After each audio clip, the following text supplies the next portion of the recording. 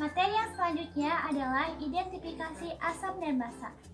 Asam dan basa dapat diidentifikasi oleh beberapa indikator.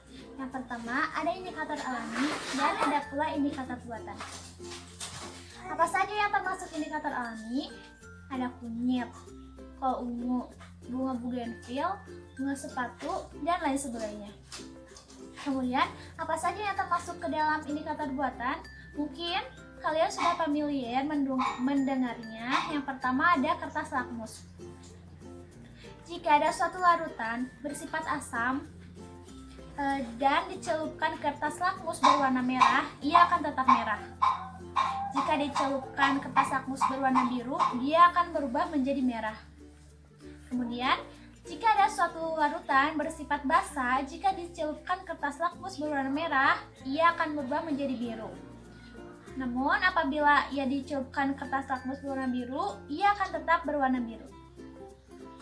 Kemudian, ada bromtimol, metil, fenol, dan lain sebagainya. Itu termasuk ke dalam indikator buatan. Lalu, ada pH meter untuk mengukur derajat pH. Next materi. pH adalah derajat keasaman yang digunakan untuk menyatakan tingkat keasaman atau kebasaan suatu larutan. Kurang dari 7 itu merupakan larutan bersifat asam dan lebih dari 7 itu larutan bersifat basa. Dan 7 itu sebagai pembatas atau netral. Semakin rendah suatu pH itu berarti menandakan semakin asam suatu larutan. Semakin tinggi pH-nya berarti semakin basa larutan. Berdasarkan kekuatannya, asam dan basa dibagi menjadi dua, yaitu ada asam dan basa kuat, kemudian ada asam dan basa lemah. Untuk yang pertama, asam dan basa kuat, yaitu sebagian besar atau hampir seluruhnya terurai menjadi ion-ionnya, sehingga derajat ionisasinya atau alfanya mendekati 1. Contohnya, untuk asam kuat, yang pertama ada Hi atau asam iodida, HBr asam bromida, HNO3 asam nitrat, H2SO4 asam sulfat, HCl atau asam klorida. Untuk basa kuat, contohnya NaOH atau natrium hidroksida, CaOH 2 kali atau kalsium hidroksida, KOH kalium hidroksida, BaOH 2 kali, barium hidroksida, SrOH 2 kali, strontium hidroksida. Nah, untuk basa lemah, asam dan basa lemah yaitu kebalikan dari asam dan basa kuat, yang sebagian kecilnya terurai menjadi ion-ionnya. Contohnya, HF asam klorida, H3PO4 asam fosfat, H2S asam sulfida, CH3COOH asam asetat atau yang lebih kita kenal dengan asam cuka. Kemudian HCN atau asam sianida. Untuk basa lemahnya, NH4OH atau amonium hidroksida, AlOH3 aluminium hidroksida, FeOH3 besi hidroksida, CuOH2 tembaga hidroksida. Asam lemah memiliki nilai Ka atau nilai tetapan ionisasi asam. Kemudian basa lemah memiliki nilai Kb atau nilai tetapan ionisasi basa, di mana keduanya digunakan untuk mengukur kekuatan asam dan basa. Didefinisikanlah suatu besaran yang dinamakan pH dan pOH. Untuk pH rumusnya min log H plus. Untuk pOH rumusnya min log OH min, di mana pH jika ditambahkan dengan pOH nilainya 14. Dari mana? Ini didasarkan dari ketetapan kesetimbangan air dan sudah dipakai secara umum. pH digunakan untuk menghitung kekuatan asam dan basa. Yang pertama tadi sudah disinggung, ada asam dan basa kuat. Rumusnya H plus sama dengan M dikali valensinya. Valensi di sini untuk jumlah H plusnya. Ini untuk asam kuat. Kemudian ada untuk basa kuat yaitu OH min. Rumusnya sama, M dikali valensinya. Valensi di sini adalah jumlah OH min.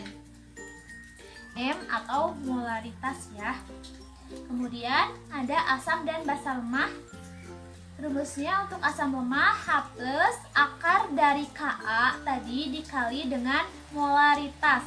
Kemudian untuk basa lemah yaitu OH min sama dengan akar dari Kb dikali M atau molaritas. Langsung saja ke contoh soalnya.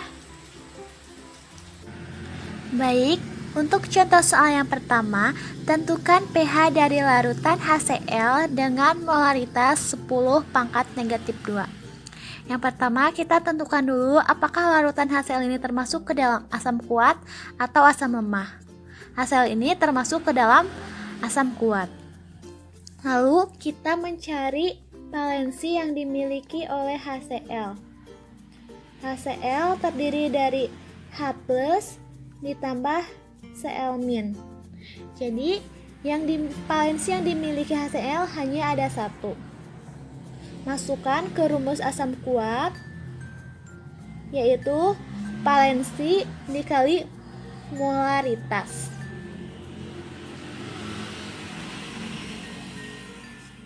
Hasilnya 10 pangkat negatif 2. Setelah diketahui H plusnya, langsung saja kita mencari pH-nya dengan rumus min log H plus. Masukkan, karena H plusnya sudah diketahui. Nah, kita bisa turunkan pangkat ini menjadi ke depan, menjadi 2 log 10. Harus kita ketahui bahwa dalam basic logaritma, jika di depan log itu kosong, berarti ini ada angka 10. Yang hasilnya adalah 10 log 10, 1. Berarti hasilnya adalah 2. Nah, pH dari larutan HCl ini nilainya 2. Kemudian kita masuk ke contoh soal nomor 2. Tentukan pH dari larutan CH3COOH dengan molaritas 0,1 dan nilai Ka 10 pangkat negatif 5.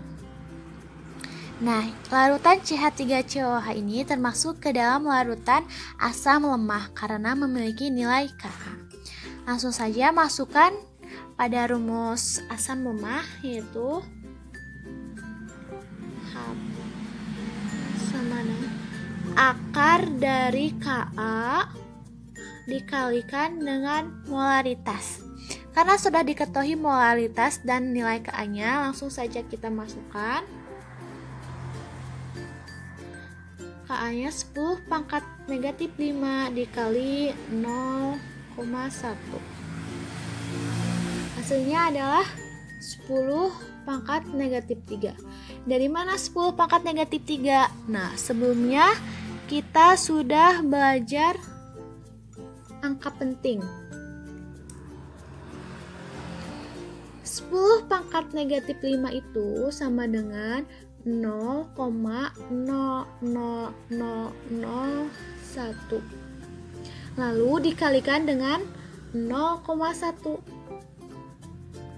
Hasilnya adalah 0,00001. Lalu kita akarkan. Akar dari 0,00001 ini adalah 0,001 yang kita bisa notasikan dengan 10 pangkat negatif 3. Jadi 10 pangkat negatif 3 ini gini prosesnya. Setelah diketahui nilai H-nya, H plusnya, lalu kita mencari pH-nya dengan rumus min log H plus.